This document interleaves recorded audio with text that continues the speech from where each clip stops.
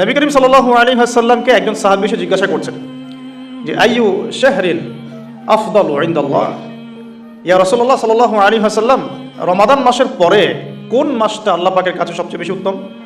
আমি সওম রাখবো, রোজা রাখবো।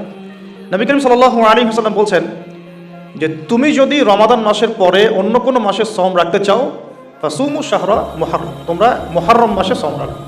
কারণ এটা হচ্ছে শাহরুল্লাহ, এটা আল্লাহ পাকের মাস। এটা কার মাস? এমনিতে তো সব প্রতিটা দিনই আল্লাহর, প্রতিটা রাতই আল্লাহর, তারপরে আলাদা করে স্পেসিফিকলি বলা হচ্ছে মুহররম হচ্ছে আল্লাহর মাস, মুহররম হচ্ছে আল্লাহর মাস। অতএব রমাদান মাসের পরে তোমরা যে মাসে বেশি বেশি রোজা রাখতে চাও সেটা হলো মুহররম মাস। আমরা কি আমাদের আমল পেলাম? তাহলে মুহররম মাসে আমরা কি করবো ইনশাআল্লাহ? এটা জরুরি নয় যে শুধুমাত্র একদিন, 2 দিন, 3 দিনে রাখতে হবে। আপনি চাইলে এই মাসে বেশি থেকে বেশি সওম রাখতে পারেন। আল্লাহ পাক আমাকে আপনাদের সবাইকে তৌফিক দান করুন। নবী সাল্লাল্লাহু আলাইহি ওয়াসাল্লাম মদিনায় যখন হিজরত করলেন তখন দেখলেন যে সেখানকার ইহুদিরা রোজা রাখছে। সেখানকার ইহুদিরা রোজা রাখছে। আচ্ছা, ইহুদিদের কয়টা গোত্র ছিল মদিনায়? কে বলতে পারবেন? 3টা। কয়টা বলেন? একটা বনু কুরাইজা, বনু কাইনুকা, বনু নাজির। মদিনায় কি করছিল?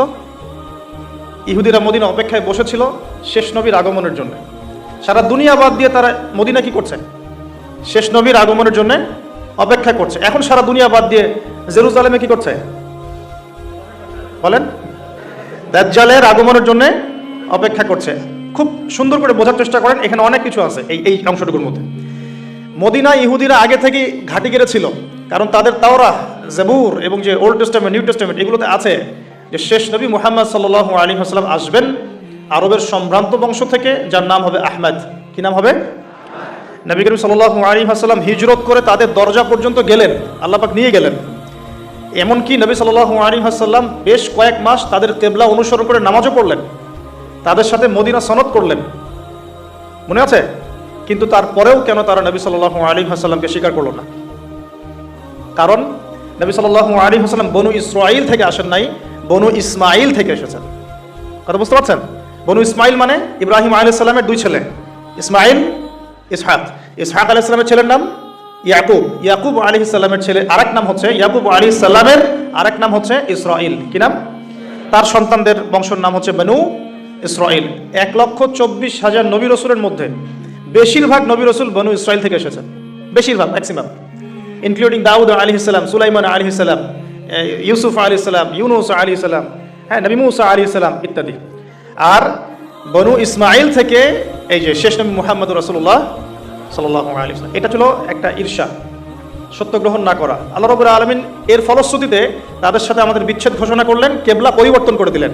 তোমাদেরকে ওদের কিবলা অনুসরণ করতে হবে না, তোমরা নতুন কিবলা অনুসরণ করো। আর এখন সারা মুসলিম বিশ্বের মুসলমান ওদের কিবলা অনুসরণ করছে। কোন কিবলা? আদর্শিক কিবলা। আপনি নামাজ তো পড়ছেন ঠিকই কাবা ঘরের দিকে তাকিয়ে, কিন্তু আমাদের বাথরুম থেকে শুরু করে পলিটিক্স পর্যন্ত এভরিথিং ওদের অনুসরণে, প্রতিটা বিষয় ওদের অনুসরণ, অনুকরণে।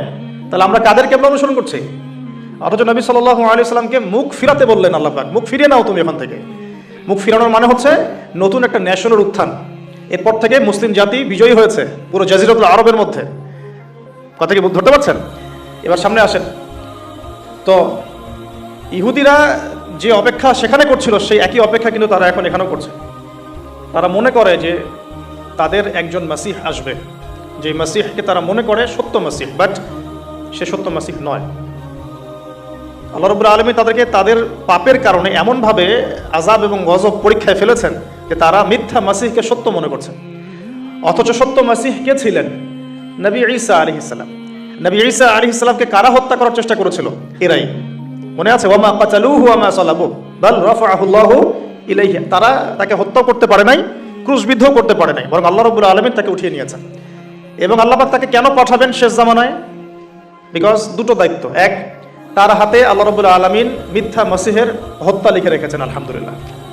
এমনকি হাদিসের পাতায় স্পেসিফিকলি লেখা আছে যে বাবেলুদ নামক জায়গায় দাজ্জালকে হত্যা করা হবে ইনশাআল্লাহ। কোন জায়গা? গো অ্যান্ড সার্চ গুগল, এখন দেখেন আপনি বাবেলুদে কি আছে ওদের। এটা আমি বলে দিচ্ছি না, কাজ করলাম। বাবেলুদে ওদের কি আছে দেখুন। বাবেলুদ কোন জায়গা, কি করছে ওখানে তারা। আর আরেকটা মিশন হচ্ছে তার, ঈসা আলাইহিস সালাম শেষ জামানে এসে 40 ইয়ার্স, 40 বছর সারা দুনিয়ায় আবারও সেই ইসলামী খেলাফা কায়েম করবেন ইনশাআল্লাহ, যেটা উমর রাদিয়াল্লাহু আনহুর যুগে ছিল, আবু বকর সিদ্দিকের যুগে ছিল, ওসমান আলী রাদিয়াল্লাহু আনহুম তাদের যুগে ছিল। এখন আসুন, নবী সাল্লাল্লাহু আলাইহি ওয়াসাল্লাম মদিনায় হিজরত করলেন, আর হিজরতের আজকে হচ্ছে 1445 বছর। কত বছর?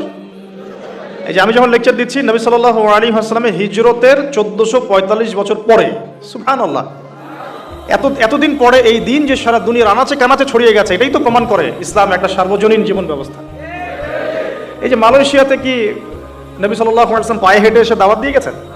এখানে লক্ষ লক্ষ কোটি কোটি মানুষ মুসলিম, আল্লাহু আকবার। সাইবেরিয়াতে মুসলিম আছে, অস্ট্রেলিয়াতে মুসলিম আছে, আফ্রিকায় মুসলিম আছে, আপনি ইউরোপে যান সেখানে মুসলিম পাচ্ছেন। ওই যে আফ্রিকার ওই যে ঘানা, নাইজেরিয়া ইত্যাদি, জিম্বাবুয়ে, কেনিয়া, ওই আবিসিনিয়া, ইথিওপিয়া, ইরিত্রিয়াতে পর্যন্ত আপনি কি মুসলিম পাবেন। আল্লাহু আকবার। তো এটাই তো প্রমাণ করে যে ইসলাম আল্লাহ রাব্বুল আলামিনের পক্ষ থেকে একটা মানে কি বলবো সর্বস্বীকৃত এবং চূড়ান্ত একটা জীবন বিধান। নিজে গেলেন মদিনায়, গিয়ে দেখলেন ইহুদিরা রোজা রাখে, মুহররম মাসে রোজা রাখে। নবী জিজ্ঞাসা করছেন সাল্লাল্লাহু আলাইহি ওয়াসাল্লাম, নাম শুনলে দরুদ পড়বেন, মনে মনে সাল্লাল্লাহু আলাইহি ওয়াসাল্লাম বলবেন যে তোমরা কি জন্য সওম রাখছো? ইহুদিরা বললেন বা বলল যে আনজাল্লাহু আযজা ওয়া জাল মূসা ওয়া কওমাহ, এই দিনে আল্লাহ রাব্বুল আলামিন মূসা আলাইহিস সালাম এবং তার কওম মানে বনু ইসরাইলকে নাজাত দিয়েছেন। ওয়া গারাকা ফিরআউন ওয়া কওমাহ, এবং আল্লাহ রাব্বুল আলামিন এই দিনেই ফিরআউন এবং তার কওমকে ডুবিয়ে দিয়েছেন। এই দিনে আল্লাহ রাব্বুল আলামিন মূসা আলাইহিস সালাম আর ফিরআউনকে মূসা আলাইহিস সালাম এবং তার সাথীদেরকে উদ্ধার করেছেন, ফিরআউন এবং তার দলবলকে ডুবিয়ে দিয়েছেন। কোন সাগরে? লোহিত সাগরে। এই জন্য শুকরিয়া স্বরূপ মূসা আলাইহিস সালাম সওম রেখেছেন, এই জন্য আমরাও সওম রাখি। তখন নবী সাল্লাল্লাহু আলাইহি ওয়াসাল্লাম বললেন যে নাহনু আহাক ওয়া আউলা বিমূসা মিনকুম, আমরা আমার উম্মতে মুহাম্মাদি, আমরা তোমাদের চাইতে মূসা আলাইহিস সালামের অনেক বেশি হকদার বেশি। এই জন্য আমরা এই 10ই মুহররম সওম রাখি, আশুরার দিন। আর নবীজি বললেন তোমরা খালিফুল ইয়াহুদ, তোমরা ইহুদিদের বিরোধিতা করো। তাই তিনি বলছেন আমি আগামী বছর বেঁচে থাকলে 9 তারিখ বা 11 তারিখ আরও একটা সওম বেশি রাখবো। তার মানে আমরা আমাদের আমল পাচ্ছি এই মাসে বেশি বেশি সওম রাখা, স্পেশালি 9, 10, 11, পারলে এই 3টা সওম রেখে দাও। যদি এটাও না করতে পারি অ্যাটলিস্ট 10 সওম রাখা। কি হবে? নবী সাল্লাল্লাহু আলাইহি ওয়াসাল্লাম বলছেন আহতাসিবু ইনদাল্লাহ, আল্লাহর কাছে আমি আশা করি যে আইয়ুকাফিরু আস-সানাতাল্লাতী ক্বাবলা, এই একটা সওম রাখলে আল্লাহ রাব্বুল আলামিন আপনার আমার 1 বছর বিগত জীবনের সমস্ত গুনাহ মাফ করে দিবেন ইনশাআল্লাহ।